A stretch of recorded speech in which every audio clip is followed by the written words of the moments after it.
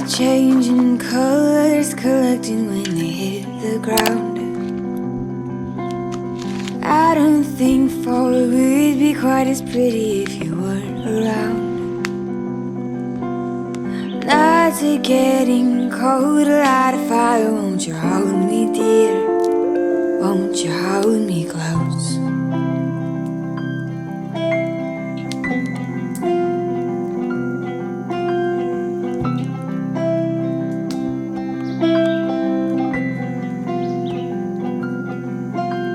Winter's just ahead and trees are glaring at the ground below. But still in all their leaves, all they're left naked except for some snow. We're building men that soon will melt and be forgotten, but we can't forget these times.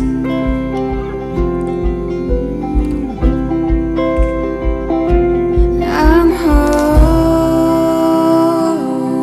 oh. I'm home, I'm home, I'm home,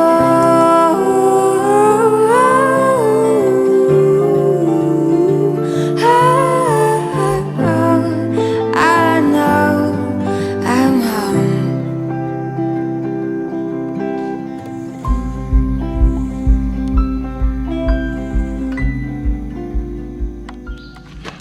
Hey everyone, I'm Martin, And I'm Shelley. and we are up in the garden really early this morning. So early, in fact, that my coffee has had not a chance to get brewed up completely yet. So I'm empty right now, but it'll get there. So up here in the garden, it is now, what is it? It's almost about, it's very end of July. Almost August. Yeah, and parts of the garden are looking a little raggedy because they have been producing like crazy.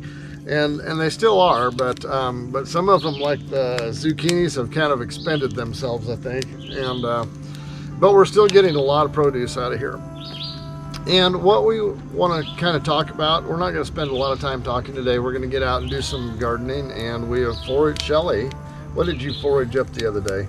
Oh, I foraged up some chicken of the woods mushrooms. Chicken of the woods mushrooms, and Yeah. they're in the freeze dryer. They've been in the freeze dryer for the last day and a half, and we're going to get those out for you here in a couple of minutes and see what those things look like. You know, can I tell them something about them mushrooms? Yeah. So them mushrooms are really good. So no matter what you do to them, whatever seasoning, whatever you incorporate with them, that mushroom turns into that taste. So they are really good to add to your whatever, beef stew,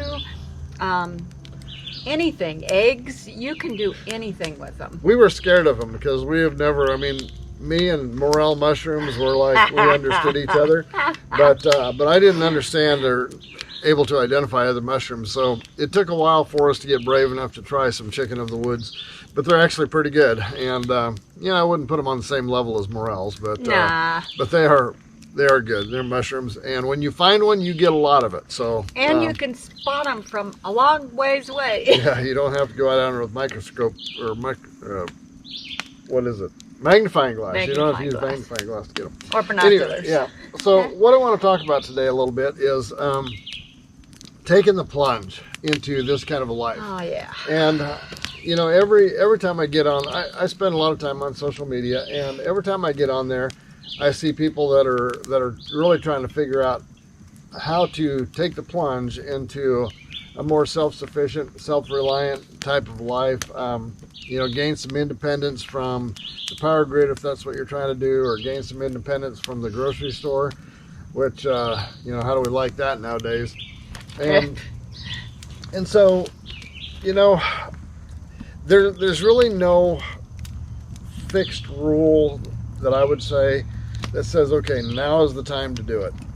I think the most driving force behind, you know, taking the step into a lifestyle of self-sufficiency on a homestead or an off-grid property or something like that is really how strong your dream of doing that is. Because, you know, I've said this on numerous videos before, that that no matter if you have a strong enough why or a strong enough dream, almost nothing can stop you. But if you don't have a strong enough dream to do it, almost anything can stop you. Meaning that that if you don't have a strong enough dream or drive or motivating factors to take a step into anything, you're just really not going to find the courage or the energy or the planning to make it happen. Can I say something else too? I think too, a lot of it comes down to how irritated you are with where you are. Because if you keep doing the same thing, you're not going to get anywhere.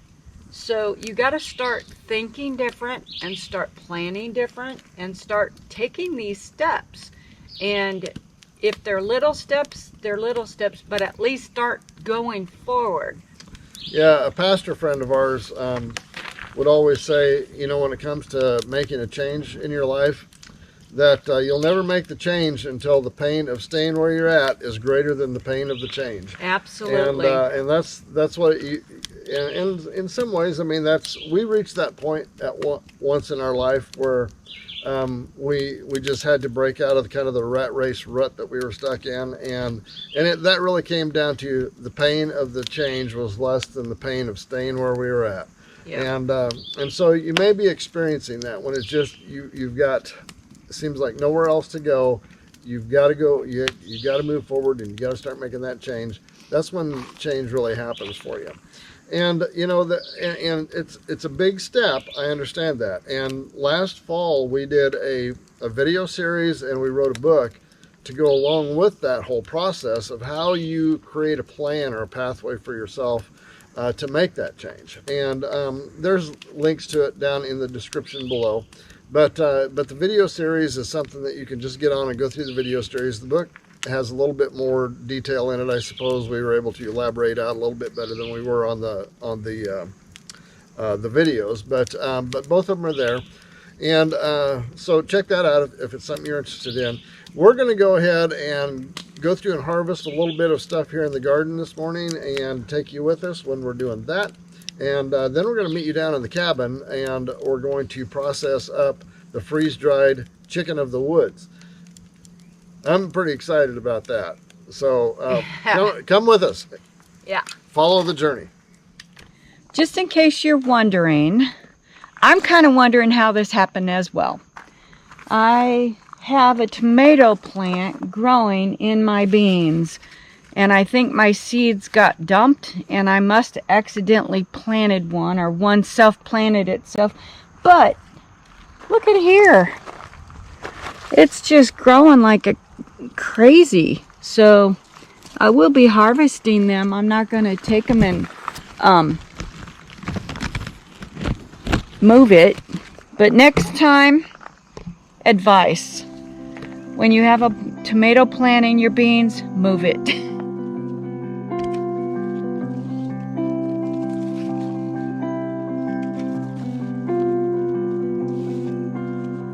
Leaves are changing colors, collecting when they hit the ground. I don't think fall would be quite as pretty if you weren't around. Nights are getting colder, light a fire. Won't you hold me dear? Won't you hold me close?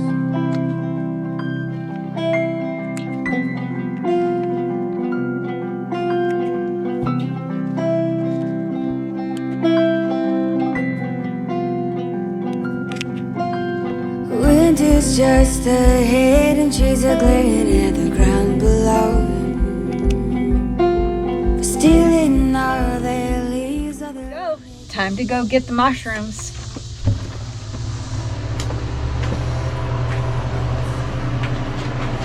So we have warmed up our trays.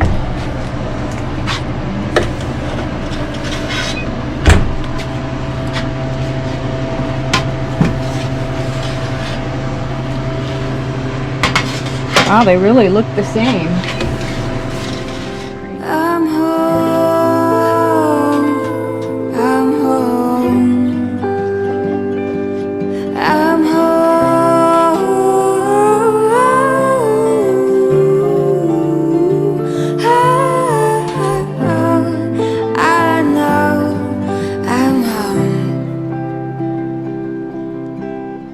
All right, here we are, getting ready to package up the mushrooms. And just got to tell you right now that if you look behind us, you're going to see a whole bunch of stuff piled up back here. And that's because we're busy building shelves for all of the food storage over there. And we had to move it over. We don't have room enough for all of it. So anyway, here we go. We're getting ready to start packaging those up. I'm going to crunch this one. Is kind of big, so I'm going to crunch it. So, you know, down here we've got the garden, obviously, where we have been growing all this stuff. And but you know, this stuff, the mushrooms we just harvested out of the woods. I mean, when we're messing around out here and you look off into the woods, you'll see a kind of a bright orangish white patch of something out there. And it's these, I mean, we have lots of different places where these things grow. These are chicken of the woods. And so we just kind of keep an eye out in the woods while we're messing around the place down here. I don't know if we can get any more in there.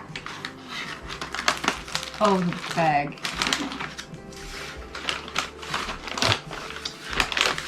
So this last week we had quite a few people that have commented on our freeze dryer, and this is a Harvest Right large. So it has 6 big trays in it. And we had a lot of people said that had bought these before, that bought the regular size one, that said, you know, the only thing that they wish they'd done is gone with a large one. And so that's what we did.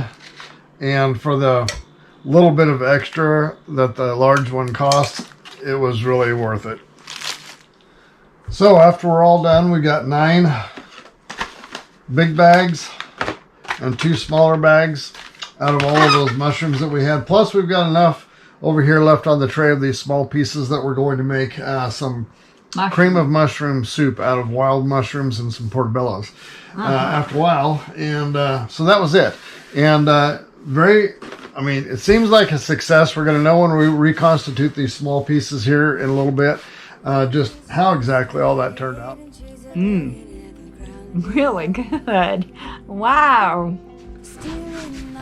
We definitely would be doing this again. Okay, hit the subscribe button and the notification bell, and we'll see you next time. Right.